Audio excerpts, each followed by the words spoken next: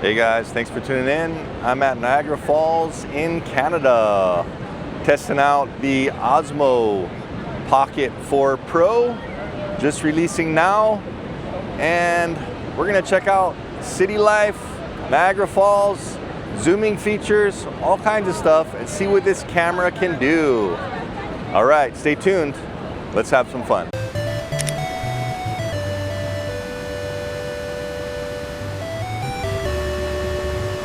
I got the Creator Combo bundle. Each combo comes with different accessories. You get the carrying bag, obviously, a nice sturdy but minimal bag to carry everything in the combo. Slim fit, soft case that you can just put the camera and maybe a couple accessories in. I have the Pocket 4 Standard here. So the Pocket 4 Pro case, just matching them up, is about 1 inch longer here, just about a half an inch taller here, maybe just a millimeter or two wider on the Pocket 4 Pro. Obviously it's a larger camera, so it's going to take up a little bit more space. Some of the great things about the Pocket 4P: 1 inch CMOS sensor, 17 stop dynamic range, pretty amazing feat for this size of camera. Dual lenses, and then you have the new D-Log-Z light and shadow precision. This camera does 4K 240 FPS. It also has 103 gigabytes of built-in storage, 3-axis stabilization, and it has active track, which you'll also find on DJI's drones. So same type of technology they're using in their camera. And this is up to a 12 times zoom. Frame tap, basically an extension of the camera. Framing screen, if you're far away from the camera, like say it's on a tripod, very, very handy. The frame tap also comes with its own magnetic charging cable. The Mic 3 transmitter, that's what I'm using to record the audio on this entire video. Through the entire thing, I do have the windscreen on it. You can put this little windscreen on there, and it does actually come with its own little transmitter magnetic charging cable. There's no USB port directly on the transmitter. You can charge and transfer files. Two options: you have the magnet you can put directly to the back of the transmitter on the Mic 3, or you have the magnetic clip, which you can put on the back of the Mic 3 and then clip it to your shirt or something. So you can use either or. It also comes with a wide angle lens that you can just pop right on the front of the camera. The handle that has the 1/4 inch thread in case you wanted to put it on a tripod or something. Speaking of tripod, also comes with this little mini tripod that pretty much all their Creator combos come with. Great little handy tripod. You just open it up, spring loaded, easy open, easy close. Also use it as a little handle. DJI's new fill light, which is pretty awesome. So if you are trying to do, say, portrait shots or something and vlog or whatever it may be, you can attach this removable fill light. Very bright, different shades of light. Anyway, that's what you get in the box. Pretty excited to test this thing out. So let's get to the real use scenarios and see what it can do. And this entire trip, I really was just mainly filming in 60 frames per second. So all of this footage here, especially up at Niagara, is in 60 frames per second at its highest resolution. So that is a 4K resolution, 60 frames per second in 16:9. I'll mainly be filming in. No post on this. This is just the raw video from its automatic shooting with those specs I'm using right now. So I'm not using anything, and the colors are pretty nice. Obviously you can put some LUTs on there to make the color grading different if you wanted to, but I like to really just show the raw auto, at least, of what a camera can do before you put anything on it. And so this was pretty spectacular to me. The colors were vibrant, but not too overwhelming.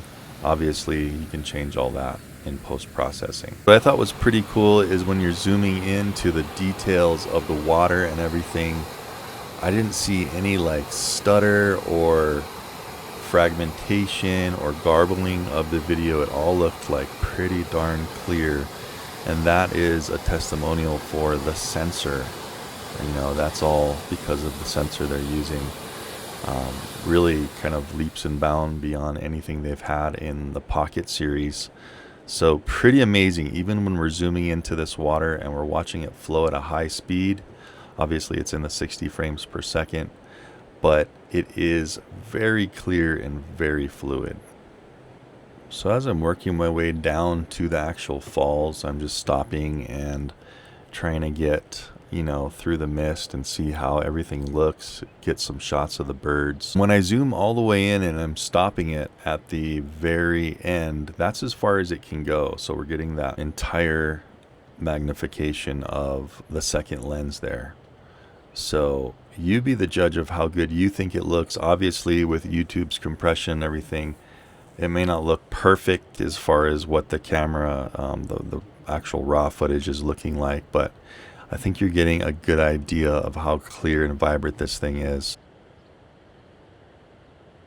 So far in my mind, the only con I'm seeing is that stutter right between the two lenses. I'm sure they'll work that out in a software upgrade, or at least smooth it out somewhat, so you're not seeing that if you did want to kind of have a raw video zoom like that and didn't want to have that stutter.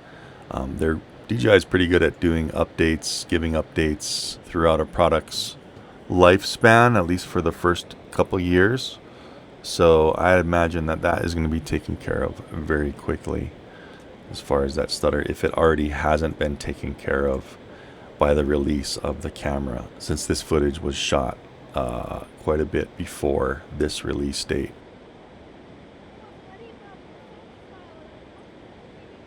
Anyway, so just making our way down to the falls, trying to get a good feel of what the camera is doing, how it's performing.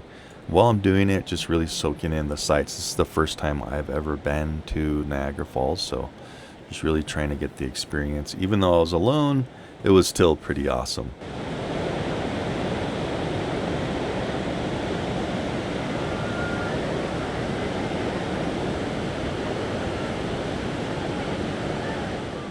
Alright guys, from what I hear is the Canadian tours on the boat. They go ahead and wear the red jackets, and the blue jackets are the USA boats from the USA side. Anyway, here we go. I double tapped on the screen. It tracks any object you want, not only people, boats, and animals, but also it will actually track objects as well. So we're going to try that as well.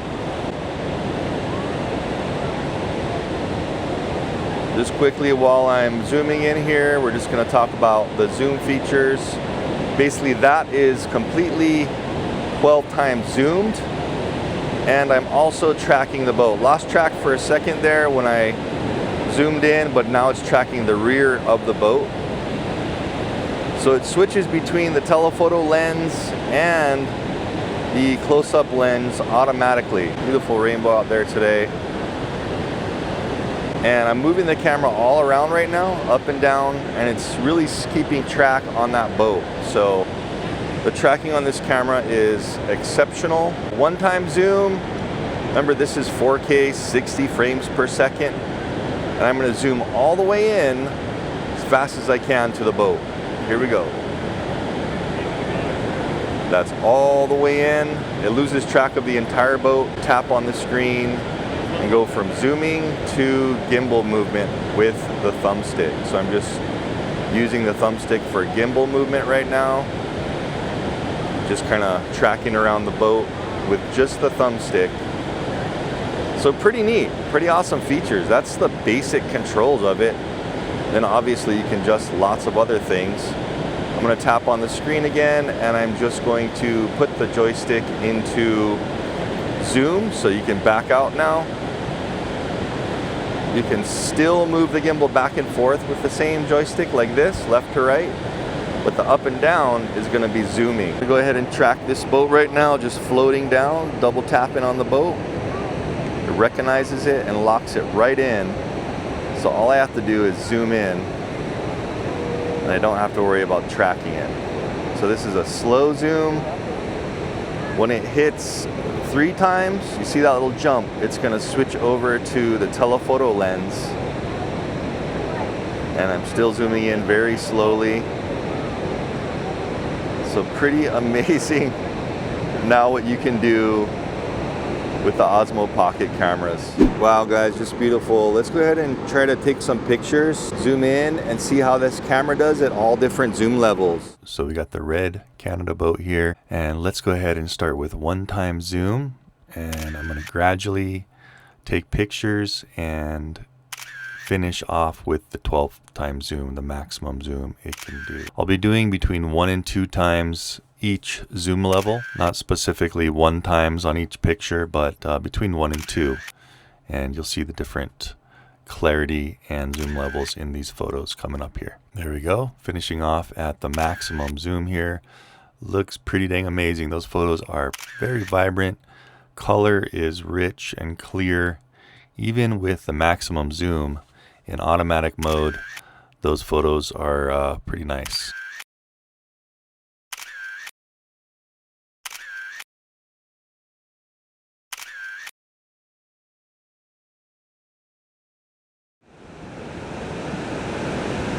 Alright guys, I'm just tracking this boat with the auto tracking right through the rainbow. Just beautiful.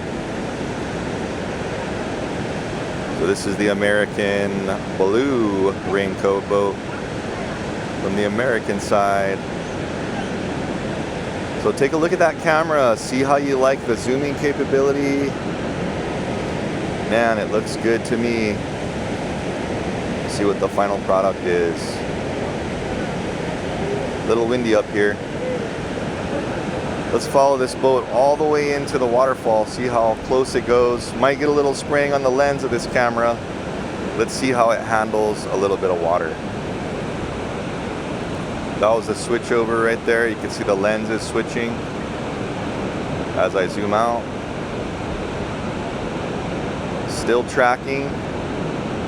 Not really having any problems keeping track of that boat, even as it goes into the mist. Locked on. It's just basically got green edges on the 4 corners of the boat to signify it's tracking the object.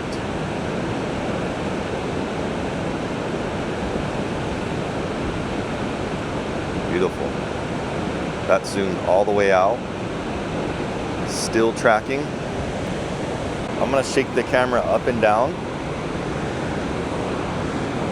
and left and right pretty hard, and you can see how it's keeping track. I'm going about 2 feet in both directions, up and down, left and right, 2 feet. Just got a message, gimbal points reached, so there might have been a little bit of a stutter there. We'll see that in the video. Let's go ahead and zoom in now. I think that's the maximum they're gonna go towards the falls. Let's see what they're doing on the boat. I'm going to zoom all the way in, and then I'm going to just tap on the people. So that cut off the tracking, and now I'm just going to move the gimbal around left and right. You can tap on the screen and also move up and down with my thumbstick.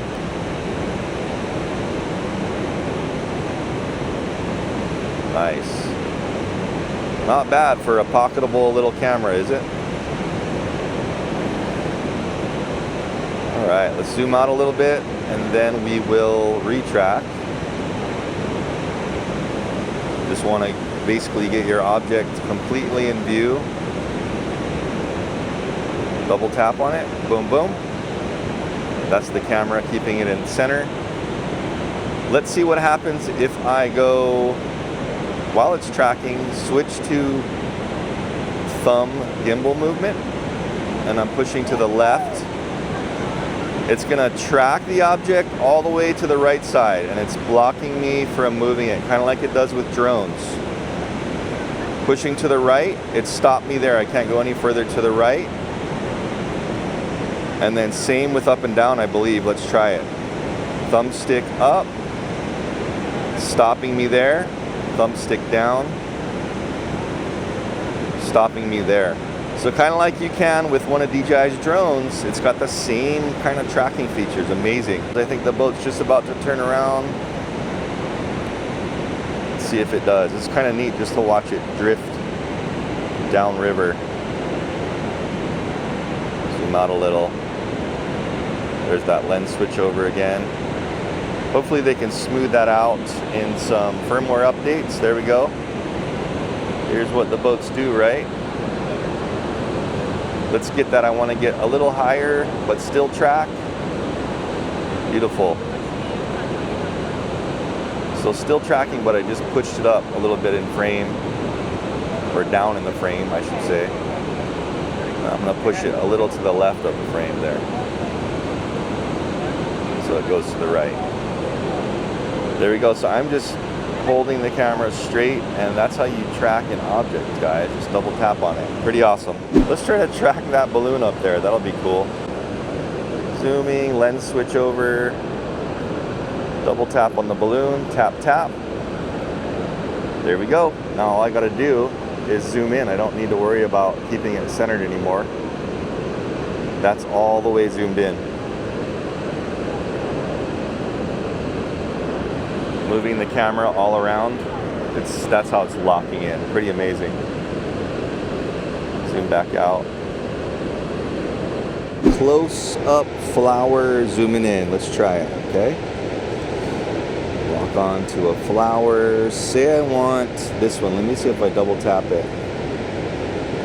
Nope. I guess I gotta be a little bit closer.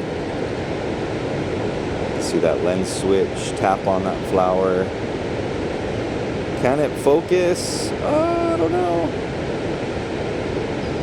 Not quite. Bummer. I'm tapping right on the flower and it's just not focusing on it. There we go. Now it's locked onto the pedal. But see how it's focused in the background? So maybe a slight limitation that they can try to update. But that is a pretty difficult flower from that far away to lock onto. You know what I want to do? I want to zoom in right onto the water with the video. So let's go into zoom mode. That section kind of in the center of the screen. We'll zoom in slowly. Let's see what we get. Right on the edge there. See the rock edge? Let's try it out. See how much detail we can get. 8 times. Wow. Let's go right on the lip where the water's falling over. 12 times right there. Beautiful. Panning down into the abyss. Beautiful, guys. Well, that is enough for Niagara Falls. Hope you enjoyed that section of this video. Let's get back into Toronto and do some city shots and some low light testing.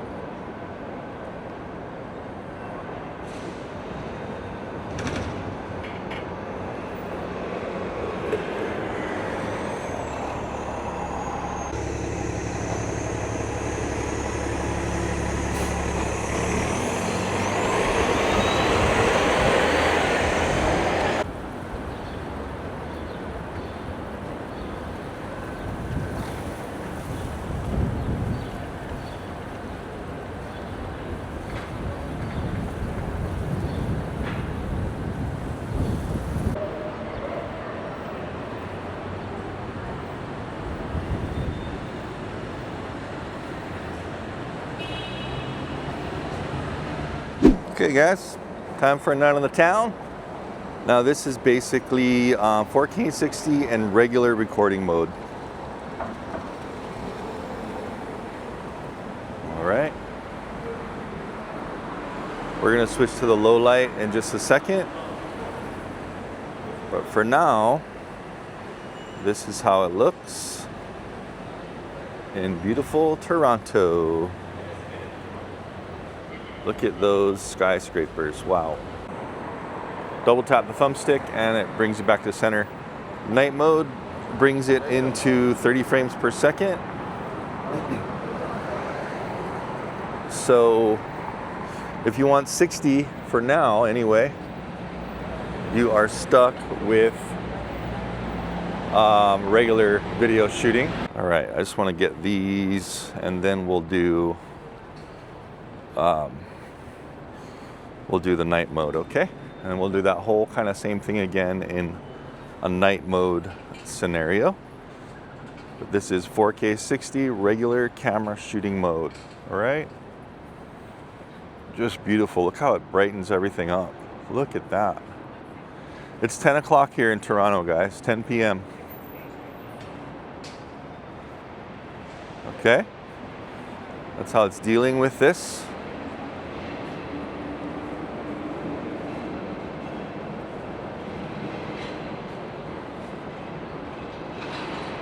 All right, now let's take that walk back and do it in night mode, 4K 30 frames per second, all right? I'm back and we are in night mode, guys, 4K 30. Looks like the exposure shrank down a bit. It's a little darker, but the lighting is good still. And it's a little less washed out than it was. So look at this, wow. Beautiful out here. Look at this lighted floor. Pretty amazing. All right, well, let's just do this walk in here again and then we'll walk back. I'll show you the buildings. And you guys tell me what you think. Comment in the description down below. 3 taps, 1, 2, 3.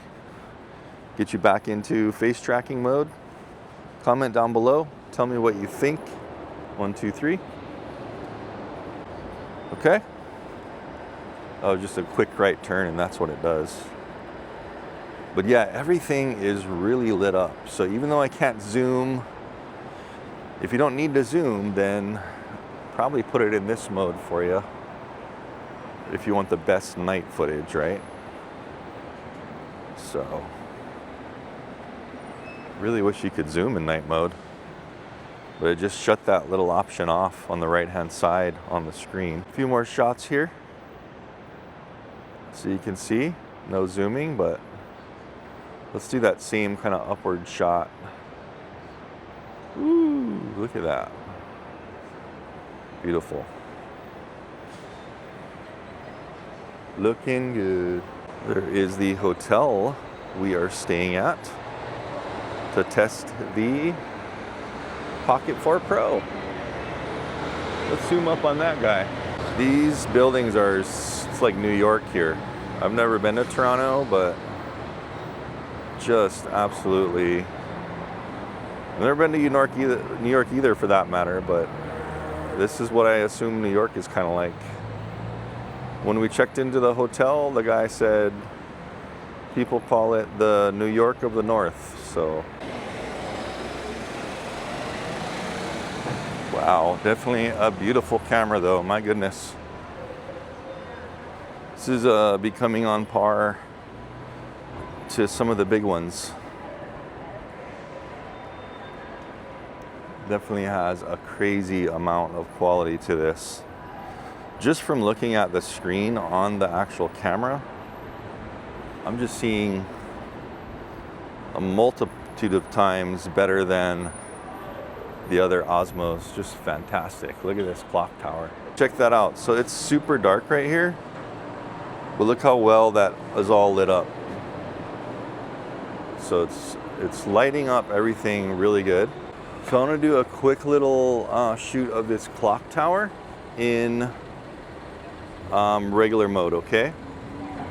So this again is night mode. We're gonna stop it and try regular mode and zoom in on that. All right guys, back to 4K 60, same spot, same thing.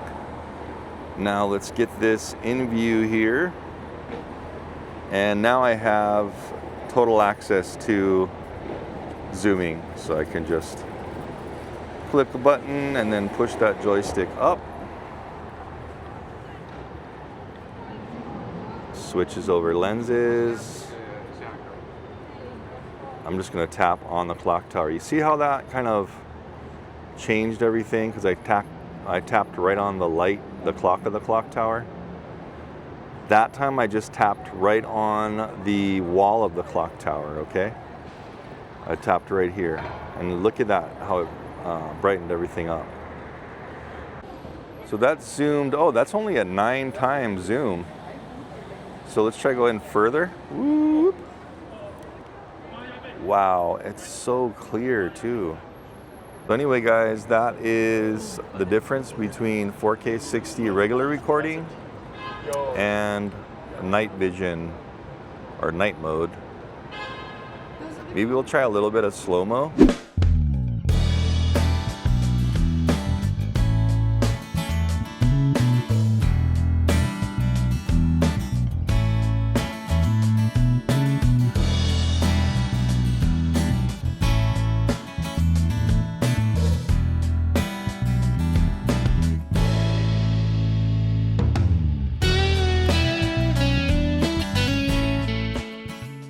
Okay guys, so that last clip was 1080 at 240 frames per second.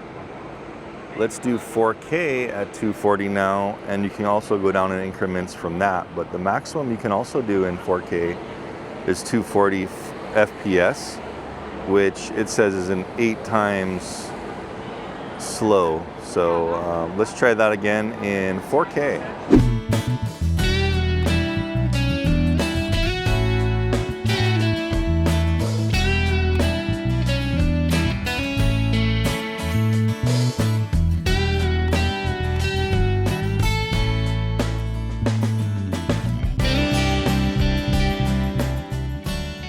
All right guys, so what'd you think? That was the 4K 240 frames per second. Pretty neat. We're just back in night mode right now. Gonna go ahead and do a time lapse. See how that works out? Kind of like a time lapse, hyperlapse.